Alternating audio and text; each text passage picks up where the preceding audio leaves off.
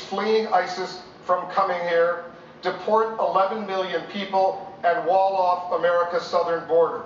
Is the best way to make America great again to isolate it from much of the rest of the world? We are not talking about isolation. We're talking about security. We're not talking about religion. We're talking about security. Our country is out of control. People are pouring across the southern border. I will build a wall. It'll be a great wall. People will not come in unless they come in legally. Drugs will not pour through that wall. As far as other people, like in the migration, where they're going, tens of thousands of people having cell phones with ISIS flags on them, I don't think so, Wolf. They're not coming to this country. And if I'm president, and if Obama has brought some to this country, they are leaving. They're going. They're gone.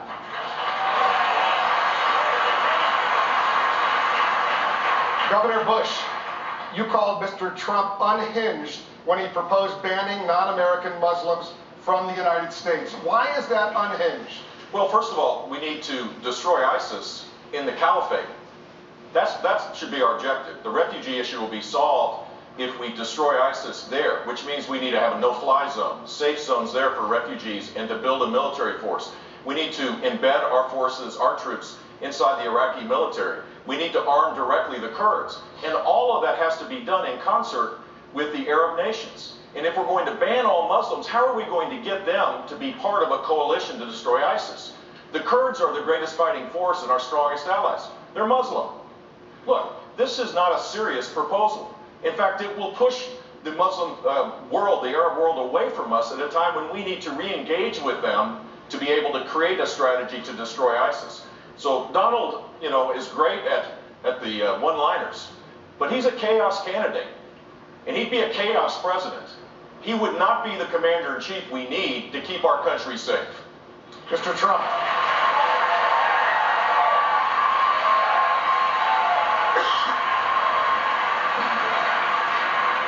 Jeff doesn't really believe I'm unhinged. He said that very simply because he has failed in this campaign. It's been a total disaster. Nobody cares. And frankly, I'm the most solid person up here. I built a tremendous company, and all I want to do is make America great again. I don't want our country to be taken away from us, and that's what's happening. The policies that we've suffered under other presidents have been a disaster for our country. We want to make America great again, and Jeb, in all fairness, he doesn't believe that. Look, he mentioned me. I can talk. This is the problem.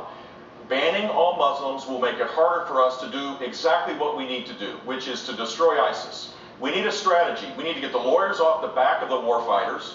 Right now, under President Obama, we've created this standard that is so high that it's impossible to be successful in fighting ISIS. We need to engage with the Arab world to make this happen. It is not a serious proposal to say that to the people that you're asking for their support, that they can't even come to the country to even engage in a dialogue with us. That's not a serious proposal. We need a serious leader to deal with this, and I believe I'm that guy.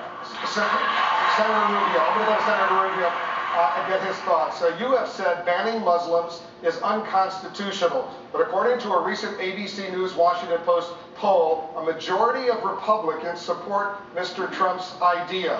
Why are they wrong? Well, I understand why they feel that way, because this president hasn't kept us safe. The problem is we had an attack in San Bernardino, and we were paying attention to the most important issue we have faced in this country in a decade, since 9/11, and then all the talk was about this proposal, which isn't going to happen.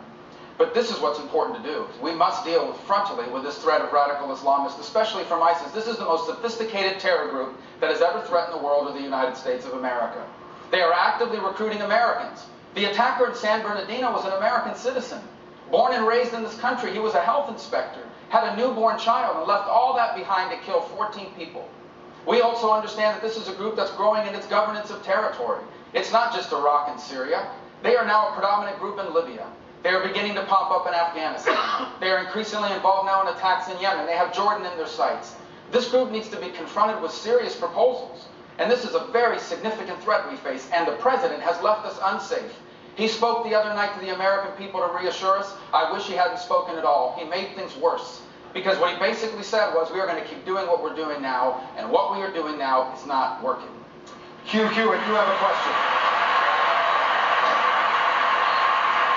Senator Cruz, You've said you disagree with Mr. Trump's policy. I don't want a cage match. You've tweeted you don't want a cage match, but Republican primary voters deserve to know, with the kind of specificity and responsiveness you delivered in your 9 Supreme Court arguments, how you disagree with Mr. Trump. Will you spell that out with us? Well, listen, Hugh, everyone understands why Donald has suggested what he has. We're looking at a president who's engaged in this doublespeak, where he doesn't call radical Islamic terrorism by its name. Indeed, he gives a speech after the San Bernardino attack where his approach is to try to go after the constitutional rights of law-abiding citizens rather than to keep us safe. And even worse, President Obama and Hillary Clinton are proposing bringing tens of thousands of Syrian refugees to this country when the head of the FBI has told Congress they cannot vet those refugees. I understand why Donald made that proposal. I introduced legislation in the Senate that I believe is more narrowly focused at the actual threat, which is radical Islamic terrorism. And what my legislation would do is suspend all refugees for 3 years from countries where ISIS or Al-Qaeda control substantial territory. So you're saying you disagree because he's too broad and you're having narrow focus. Why do you disagree with him? Well, you know, I'm reminded of what FDR's grandfather said. He said, all horse thieves are Democrats, but not all Democrats are horse thieves.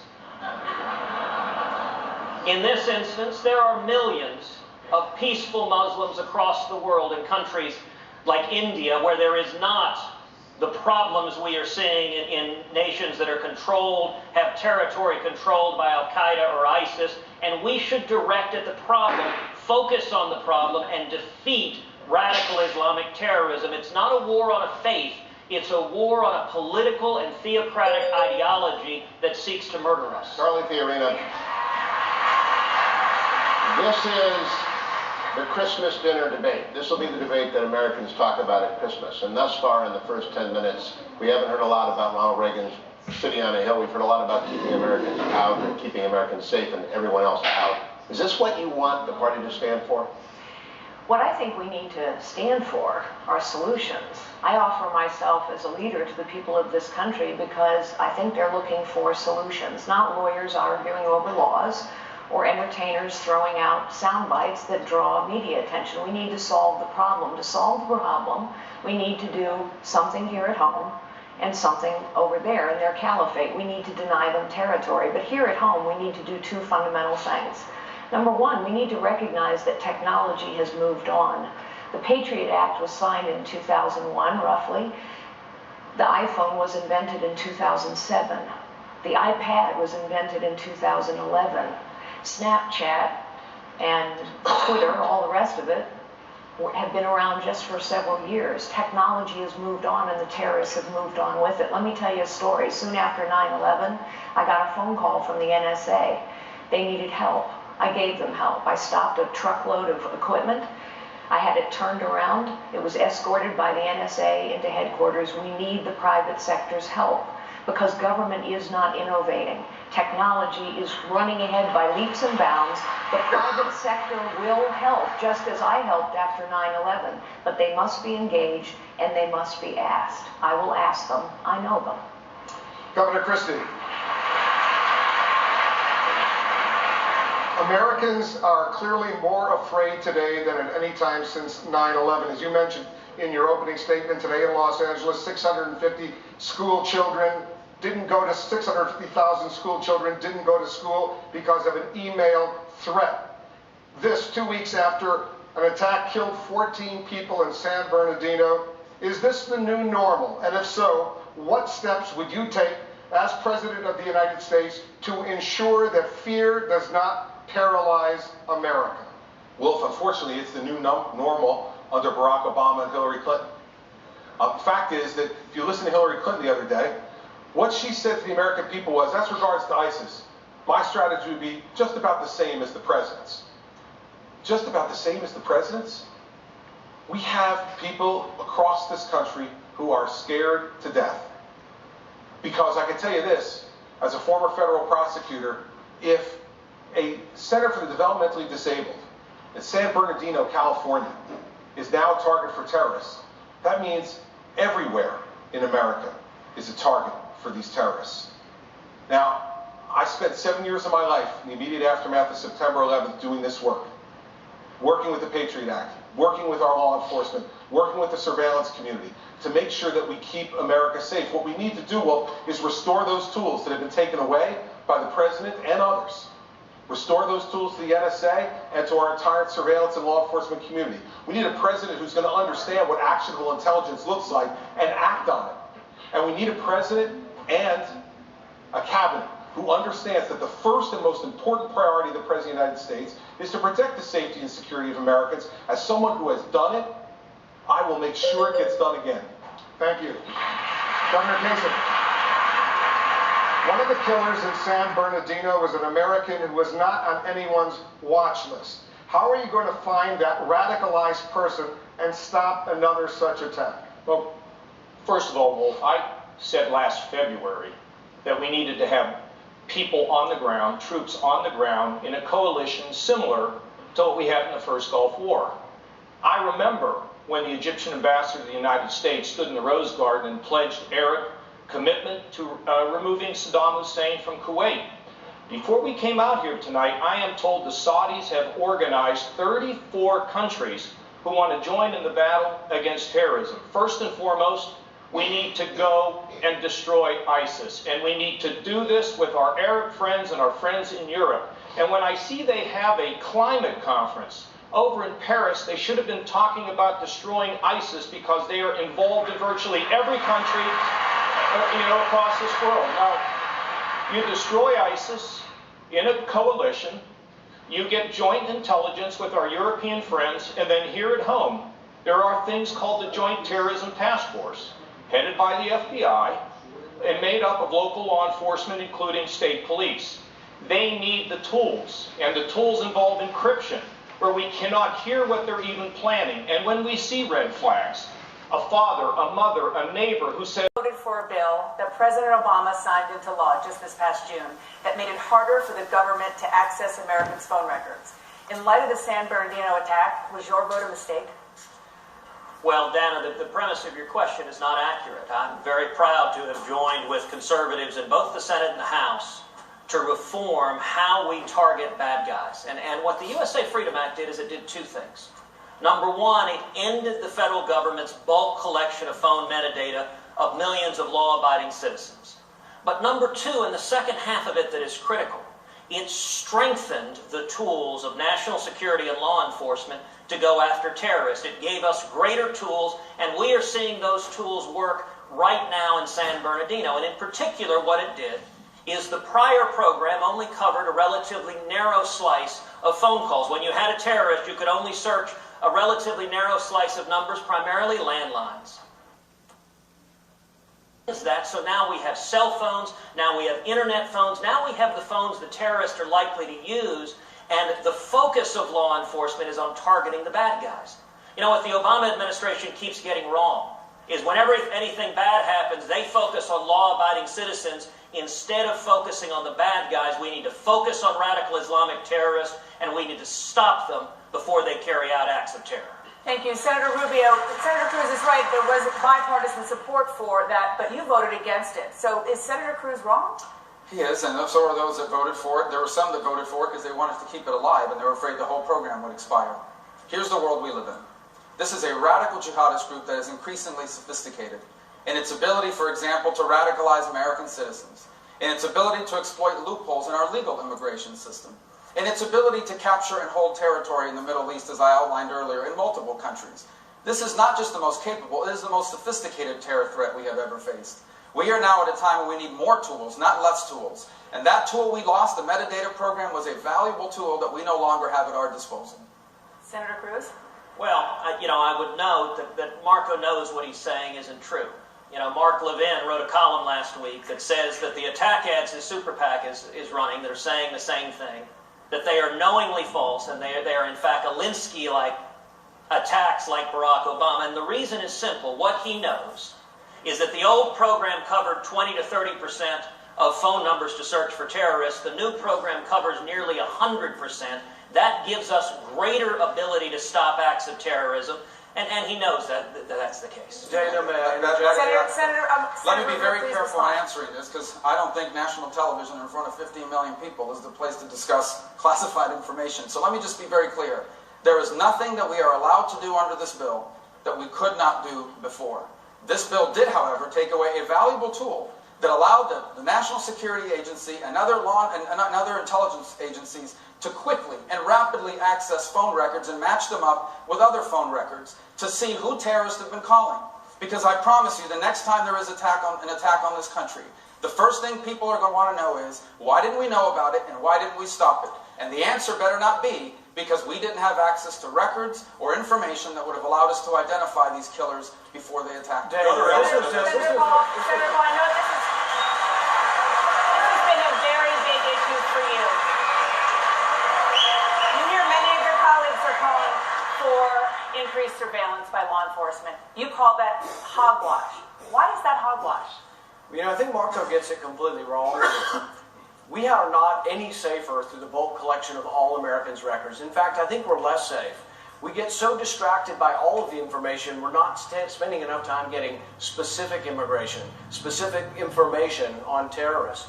The other thing is the one thing that might have stopped Senator Bernardino, that might have stopped 9/11, would have been stricter controls on those who came here. And Marco has opposed at every point increased security, border security for those who come to our country.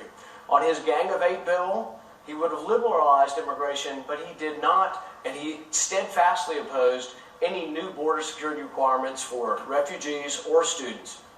Last week, I introduced another bill saying we need more security, we need more scrutiny. Once again, Marco opposed this. So Marco can't have it both ways. He thinks he wants to be this, oh, I'm great and strong on national defense, but he's the weakest of all the candidates on immigration. He is the one for an open border that is leaving us defenseless. If we want to defend the country, we have to defend against who's are coming in. And Marco has more of an allegiance to Chuck Schumer and to the liberals than he does to conservative policy. Senator Rubio. I want to thank Rand for another 30 seconds because, number one, what he's pointing to is a bill last week, an amendment he voted for that only 10 people voted for. You know why? Because it's not focused on terrorists. It would have banned anyone from coming here. Someone from Taiwan would not have been able to come here as a tourist. Number two, this program, this metadata program, is actually more strict than what a regular law enforcement agency has now. If a regular law enforcement agency wants your phone records, all they have to do is issue a subpoena. But now the intelligence agency is not able to quickly gather records and look at them to see who these terrorists are calling. And the terrorist that attacked us in San Bernardino was an American citizen, born and raised in this country. And I bet you we wish we would have had access to 5 years of his records so we could see who he was working with. Governor Christie, you heard. Since I was mentioned in the question, can I respond? Go ahead, please. Marco still misunderstands the immigration issue. What I put forward was an amendment that would have temporarily halted immigration from high-risk terrorist countries, but it would have started it up, but I want them to go through global entry, which is a program where we do background checks. The thing is that every terrorist attack we've had since 9/11 has been legal immigration. Marco wants to expand that. I want more rules, more scrutiny, and to defend the country, you have to defend the border. Senator, we're going to talk about immigration in a while. But Governor Can I get another 30 Christie, seconds? You mentioned me again. you heard Senator Paul, Senator Cruz talk about how important it is to protect Americans' privacy, even in a time of grave danger. Why? What's wrong with that? Listen, I want to talk to the audience at home for a second. If your eyes are glazed over like mine, this is what it's like to be on the floor of the United States Senate. I mean, endless debates about how many angels on the head of a pin for people who've never had to make a consequential decision in an executive position.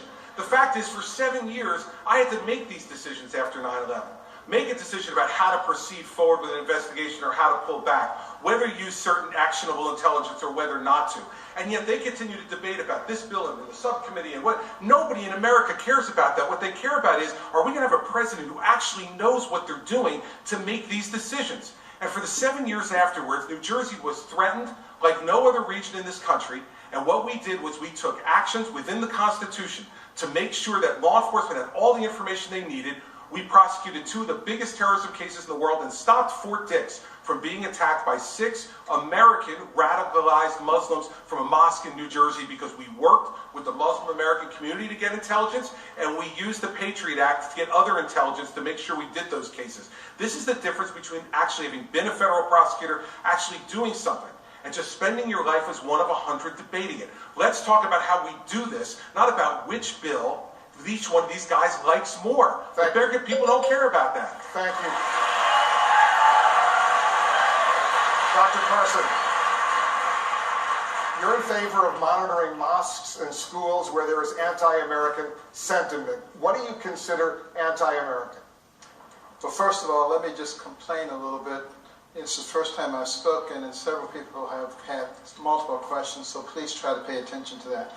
Now, as far as monitoring is concerned, what my point is, we need to make sure that any place, I don't care whether it's a mosque, a school, a supermarket, a theater, it doesn't matter. If there are a lot of people getting there, engaging in radicalizing activities, then we need to be suspicious of it. We have to get rid of all this PC stuff. And people are worried about somebody's going to say that I'm Islamophobic or what have you.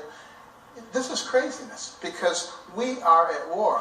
That's why I asked Congress, go ahead and declare the war. We need to be on a war footing. We need to understand that our nation is in grave danger.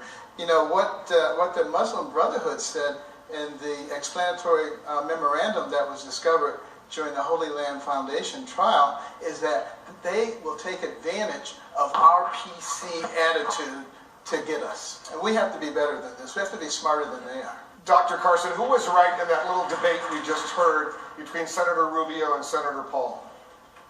I think you have to ask them about that. I don't want to get in between them. Let them fight. Wolf, these... Hold on a sec. We have a lot more to come, and everybody's going to have their full opportunities. Governor Bush, 6 days after 9/11, your brother visited a mosque and said, quote, Islam is peace. The conversation tonight is about banning Muslims and surveillance of mosques. Are President Bush's words still relevant in today's Republican Party? They are relevant if we want to destroy ISIS, if we want to destroy radical Islamic terrorism. We can't disassociate ourselves from peace-loving Muslims. If we expect to do this on our own, we will fail. But if we do it in unison with people who also are at risk and threatened by Islamic radical terrorism, we'll be far more successful. Look, the FBI has the tools necessary to monitor un-American activities in our country. It goes on. We shouldn't even be talking about it, to be honest with you, out in the public. Of course they have those capabilities, and we should make sure that we give the FBI, the NSA, our intelligence communities, all the resources they need to keep us safe. But the main thing we should be focused on is a strategy to destroy ISIS. And I laid out a plan at the Reagan Library before the tragedy of Paris and before San Bernardino to do just that. It requires leadership. It's not filing an amendment and calling it success.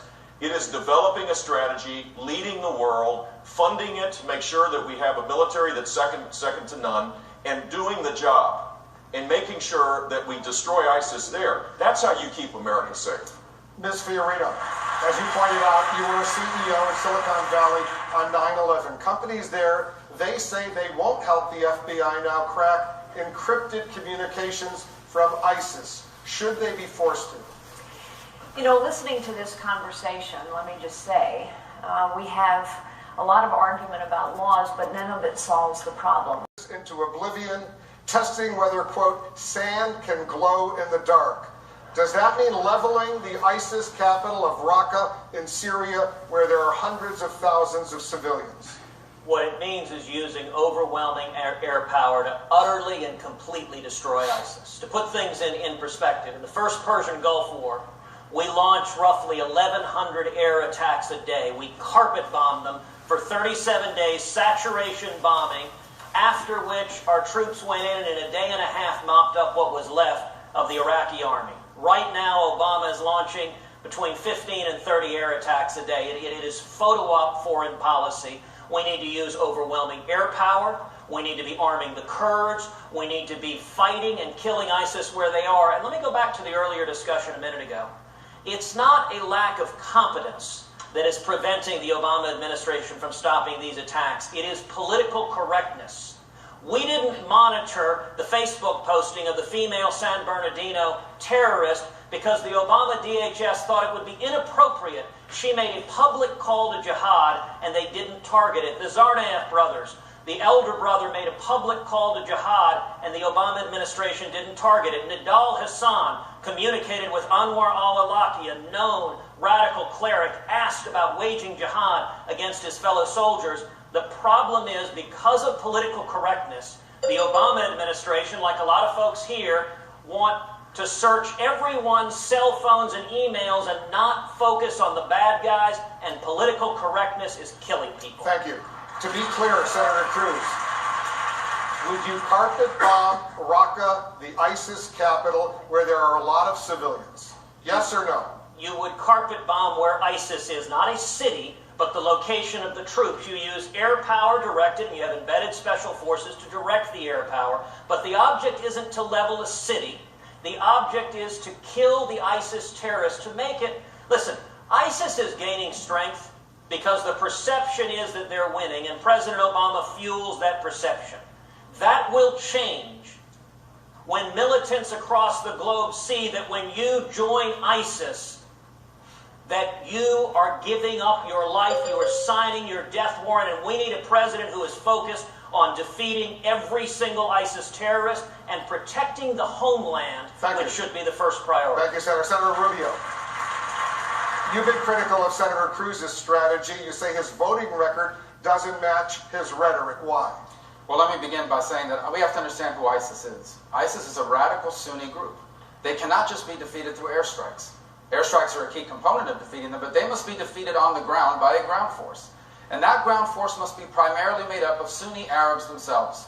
Sunni Arabs that reject them ideologically and confront them militarily. We will have to embed additional American special operators alongside them to help them with training, to help them conduct special missions, and to help improve the airstrikes. The airstrikes are important, but we need to have an air force capable of it. And because of the budget cuts we are facing in this country, we are going to be left with the oldest and the smallest air force we have ever had. We have to reverse those cuts, in addition to the cuts to our Navy and in addition to the cuts to our Army as well. And beyond that, I would say we must win the information war against ISIS. Every war we have ever been involved in has had a propaganda informational aspect to it. ISIS is winning the propaganda war. They are recruiting people, including Americans, to join them, with the promise that they're joining this great apocalyptic movement that is going to defeat the West. We have to show what life is really like in ISIS territory, and we have to show them why ISIS is not invincible by going out and conducting these attacks and publicizing them to those who they recruit. Because I asked the question, Senator, because you said this. You said he, referring to Senator Cruz, voted against the Defense Authorization Act every year that it came up, and I assume that if he voted against it, he would veto it as president. That's the bill that funds our troops. That is accurate. 3 times he voted against the Defense Authorization Act, which is a bill that funds the troops. It also, by the way, funds the Iron Dome and other important programs. And I have to assume that if you vote against it in the Senate, you would also veto it as president. He has also supported, by the way, a budget that is called the containment budget. And it is a budget that would radically reduce the amount of money we spend on our military. You can't carpet bomb ISIS if you don't have planes and bombs to attack them with. And if we continue those cuts that we're doing now, not to mention additional cuts, we are going to be left with the oldest and the smallest air force this country has ever had. And that leaves us less safe. Senator Cruz. Well, you know, Marco has continued these attacks, and he knows they're not true. Yes, it is true that I voted against the National Defense Authorization Act because when I campaigned in Texas, I told voters in Texas that I would oppose the federal government having the authority to detain U.S. citizens permanently with no due process. I've repeatedly supported an effort to take that out of that bill, and I honored that campaign commitment. But more broadly, you know, the notion Marco is suggesting that somehow he also has tossed more than a few insults this direction. Let's be absolutely clear. ISIS and radical Islamic terrorism will face no more determined foe than I will be. We will utterly destroy them by targeting the bad guys. And one of the problems with Marco's foreign policy is he has far too often supported Hillary Clinton and Barack Obama undermining governments in the Middle East that have helped radical Islamic terrorists. We need to focus on killing the bad guys, not getting stuck in Middle Eastern civil wars that don't keep America safe. Senator Rubio. Yeah, 3 points of distinction. The first is, if you're an American citizen and you decide to join up with ISIS, we're not going to read you your Miranda rights. You're going to be treated as an enemy combatant, a member of an army attacking this country. Number two, we do need our defense capabilities. It is a fact that the cuts we are facing today and the cuts that Senator Cruz would have supported would leave us with an even smaller Air Force and a smaller Navy than the one we are going to be left with. And the final point that I would make is Hillary Clinton and Barack Obama's strategy is to lead from behind. It sounds like what he's outlining is not to lead at all. We cannot continue to outsource foreign policy. We must lead. We are the most powerful nation in the world. We need to begin to act like it again. We're going to have much more on this. But I want to move now back to Mr. Trump. Hold on. We have a lot deserves a little more attention. We have a lot to discuss. I want to move to Mr. Trump right now. We have a question on this war against ISIS and how you would fight and win this war. Here's the question from Facebook. Listen to this. I'm Josh Jacob from Georgia Tech. Recently, Donald Trump mentioned that we must kill the families of ISIS members. However, this violates the principle of distinction between civilians and combatants in international law. So my question is, how would intentionally killing innocent civilians set us apart from ISIS? Mr. Trump. We have to be much tougher. We have to be much stronger than we've been. We have people that know what's going on. You take a look at just the attack in California the other day. There were numerous people, including the mother, that knew what was going on. They saw pipe bombs sitting all over the floor. They saw ammunition all over the place. They knew exactly what was going on.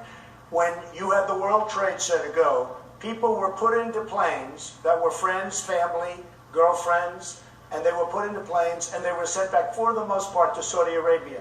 They knew what was going on. They went home and they wanted to watch their boyfriends on television. I would be very, very firm with families. And frankly, that will make people think. Because they may not care much about their lives, but they do care, believe it or not, about their families' lives. Donald, Governor Bush, this is another example of the lack of seriousness.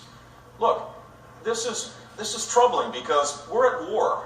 They've declared war on us, and we need to have a serious strategy to destroy ISIS. But the idea that that is a solution to this is just crazy.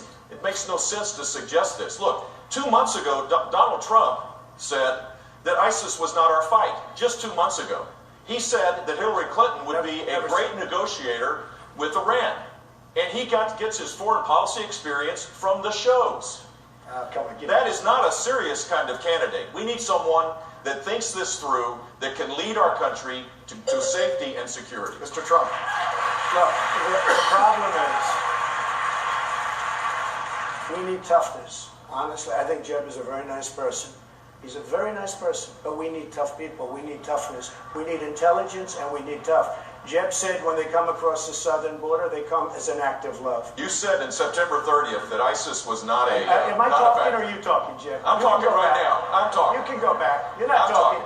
You interrupted me, September 30th, Are you going to apologize, Jeb? No. Am I allowed to finish? Yes, one at a time. Excuse me. Am I allowed to finish? Go ahead, Mr. Trump. So, again, I know you're trying to build up your energy, Please. Jeb, but it's not working. One at a time. Look. We need a toughness. We need strength. We're not respected as a nation anymore. We don't have that level of respect that we need. And if we don't get it back fast, we're just going to go weaker, and just disintegrate. We can't allow that to happen.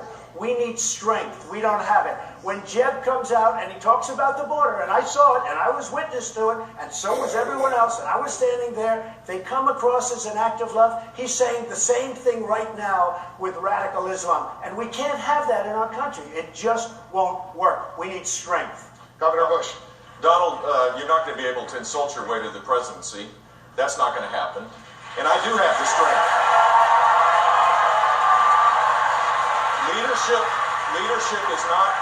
Leadership is not about attacking people and disparaging people. Leadership is about creating a serious strategy to deal with the threat of our time.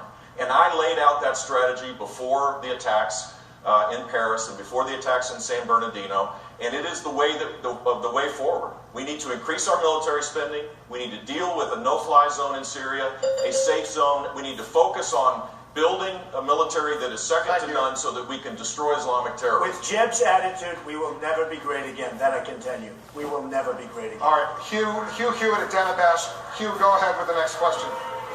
Dr. Carson, We have to be much tougher. We have to be much stronger than we've been. We have people that know what's going on. You take a look at just the attack in California the other day. There were numerous people, including the mother, that knew what was going on. They saw pipe bombs sitting all over the floor. They saw ammunition all over the place. They knew exactly what was going on. When you had the World Trade Center go, people were put into planes that were friends, family, girlfriends, and they were put into planes and they were sent back, for the most part, to Saudi Arabia. They knew what was going on. They went home and they wanted to watch their boyfriends on television. I would be very, very firm with families. And frankly, that will make people think. Because they may not care much about their lives, but they do care, believe it or not, about their families' lives.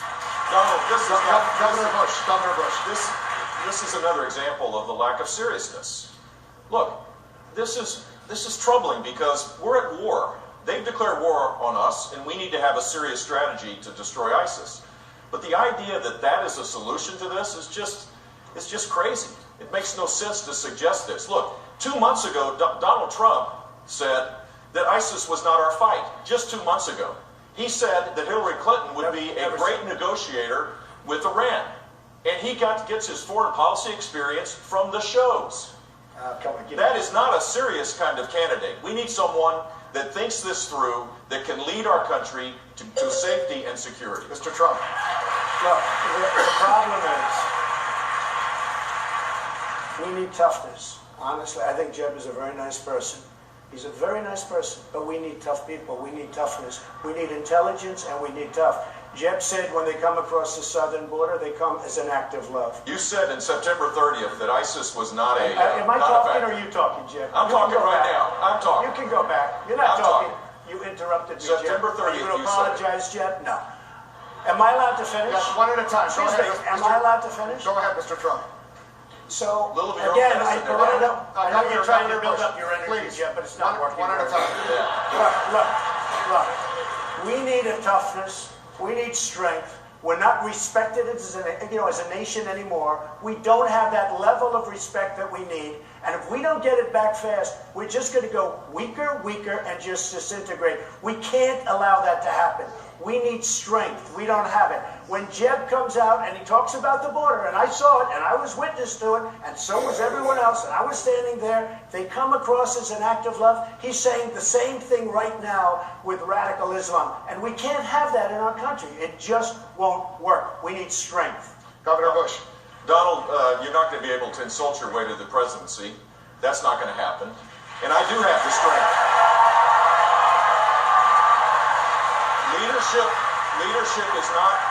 Leadership is not about attacking people and disparaging people. Leadership is about creating a serious strategy to deal with the threat of our time.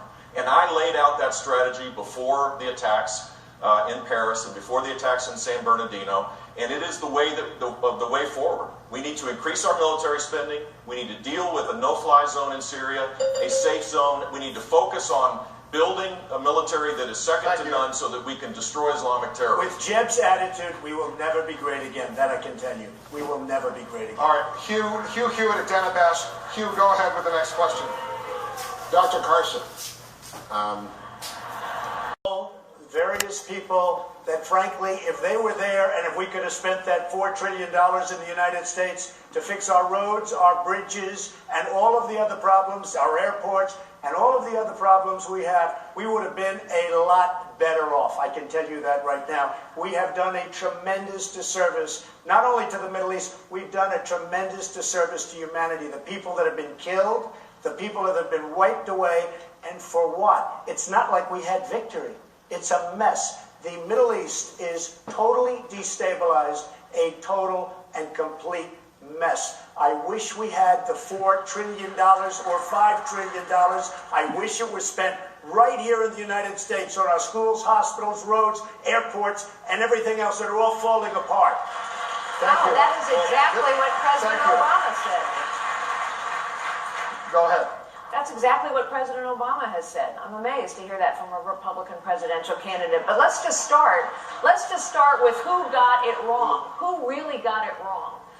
Hillary Clinton has gotten every foreign policy challenge wrong. The gimmicky red reset button with Vladimir Putin. Recall that she called Bashar al-Assad a positive reformer, and then she opened an embassy. And then later she said over and over and over again, Bashar al-Assad must go, although she wasn't prepared to do anything about it. Recall that Hillary Clinton was all for toppling Muammar Gaddafi, then didn't listen to her own people on the ground. And of course, when she lied about the terrorist attack in Benghazi, she invited What the heck is she more talking terrorist about? attacks. Thank you, Mr. Trump.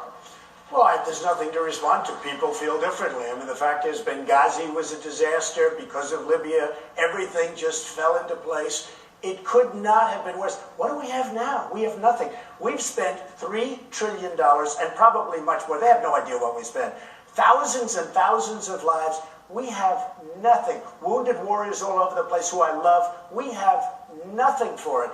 And by the way, and Ben said, and correctly, and I'm not saying this is a knock, because this is one of the finest men. You're not going to find a finer man. But I've been talking about oil for 3 years. I've been saying, take the oil, take the oil. I didn't say just bomb it. I said take it and use it and distribute it so that the wounded warriors and people. But I've been saying this now for many years. Now, all of a sudden, everybody's saying take the oil. It wasn't so fashionable to take the oil 6 months ago. I've been saying it for years. Dr. Carson, is the Middle East, Dr. Carson, is the Middle East better off? Where there was a battle over amnesty, and some chose, like Senator Rubio, to stand with Barack Obama and Chuck Schumer and support a massive amnesty plan.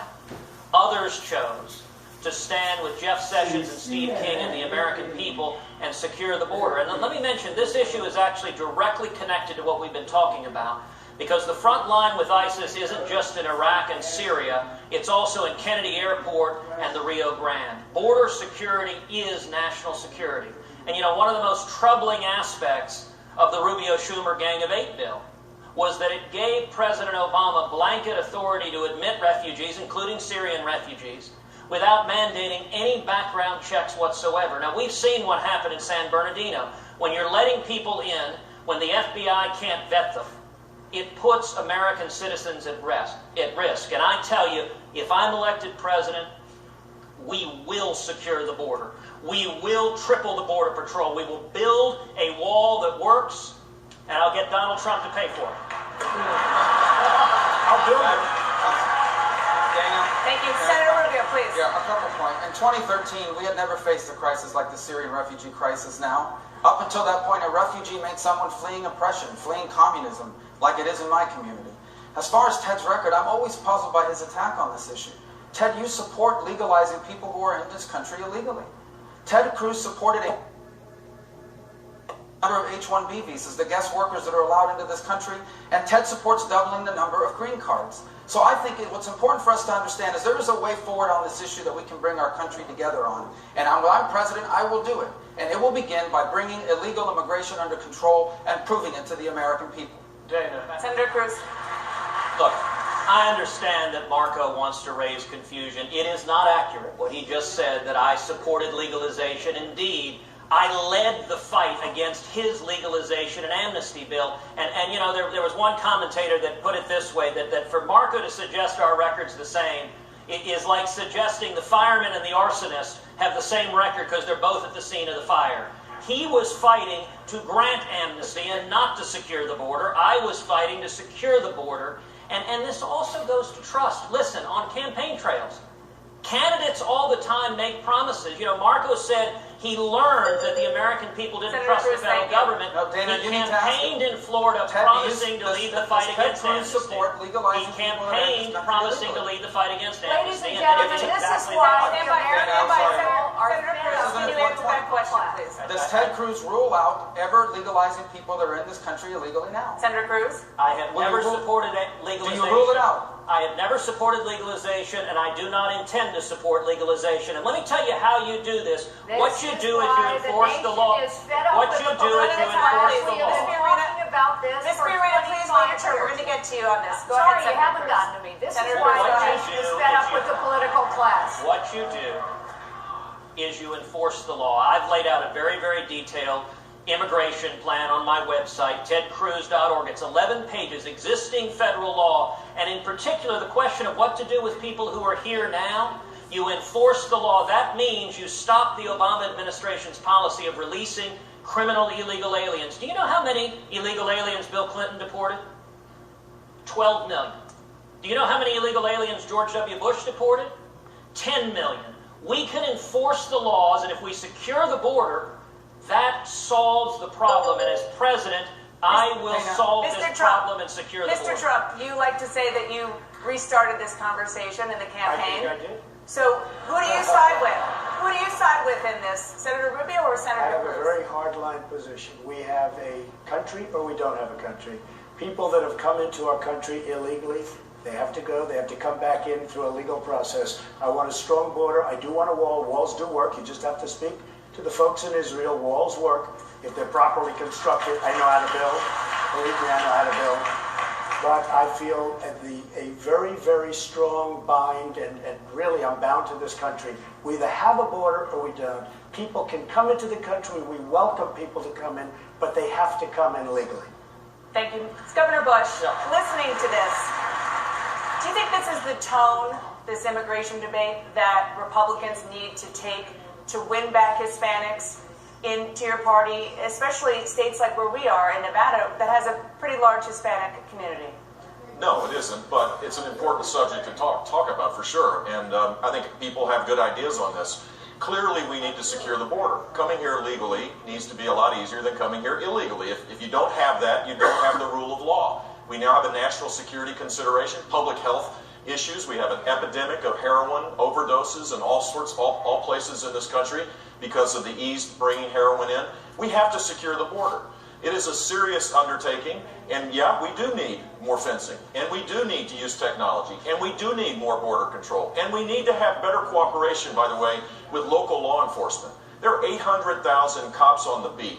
They ought to be trained to be the eyes and ears for law enforcement, for the threat against terror as well as for immigration.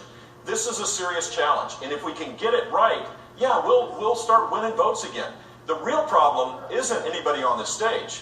The real problem is Barack Obama has had 6 years to advocate a position to fix this, and he's done nothing. The Congress has funded these programs of building more fencing and doing all this, and he hasn't done it. He wants to maintain it as a wedge issue, and so does Hillary Clinton. Republicans need to fix it, and when we do, we'll be better off. Governor, thank you very much. Dr. Carson, you recently visited a refugee camp in Jordan, and you deemed it, in your words, really quite nice, saying the people there didn't want to come to the United States. Do you think these camps are a long-term solution to the problem of Syrian refugees? Well, it was very interesting having an opportunity to talk to the Syrians themselves, and I asked them, what do you want? What is your supreme desire? Their supreme desire was to be settled back in their own country. I said, what can Americans and other countries do? They said, support the efforts of those who are trying to provide safety for us, including the Jordanians. Of course, they had a brand new hospital, for instance, that was unstaffed because there wasn't enough money to do it. But here's what's really neat. If you go into Hasaka province in northeastern Syria, that's an area that's as big as Lebanon. It's controlled by the Kurds, the Christians, and the moderate Sunnis. And there are airstrips and hotels. You could settle a lot of people there. All we would have to do is be willing to provide them with some weaponry, some defensive weaponry. And we seem to be afraid to give the Kurds weaponry. We like to send it for some strange reason through Baghdad, and then they only get a tenth of it. And if we would support them, we have a perfect ideal there. We don't need to set this up as we either take a bunch of refugees who will be infiltrated with terrorists. I guarantee you, for them not to be, would to be terrorist malpractice. And we need to choose the right choice, not these false choices. Senator Paul, you oppose letting in Syrian refugees at this time into the United States. The U.S. has already accepted 2,000 Syrian refugees, including 13 living here in Las Vegas right now. Would you send them back? What would you do with these people? You know, I think we need to set the record straight on this, because I think Marco misspoke about the bill. On the Gang of 8 bill, there was no provisions really for extra scrutiny or safety for refugees. At the time the bill came up, 2 Iraqi refugees came to my hometown, Bowling Green, Kentucky. Their fingerprints were on a bomb from Iraq. They were in the database, but we didn't pick them up. We relocated them here, put them in government housing, got them on food stamps, and we began providing for them, but we didn't have adequate security. On the Gang of 8 bill, on Marco's bill, we had an opportunity. There was a conservative consensus for an amendment I put forward called Trust But Verify that would have strengthened border security on both refugees, students, and those coming here. And Marco sided and was, I guess, more sympathetic to Chuck Schumer and to the president than he was to conservative principles. But this goes directly to national defense. And if he wants to run as a national defense conservative, he's got to explain why he hasn't stepped up to support border security. Senator Rubio. Well, as he's just admitted, the reason why those refugees were allowed in here because they messed up in how they used the actual database. They should have known. They didn't because they didn't run the actual law as it exists now. It didn't work well. As far as the refugees are concerned, it's not that America doesn't want to accept refugees, Wolf. It's that we may not be able to because this is an issue we have to be 100% right on.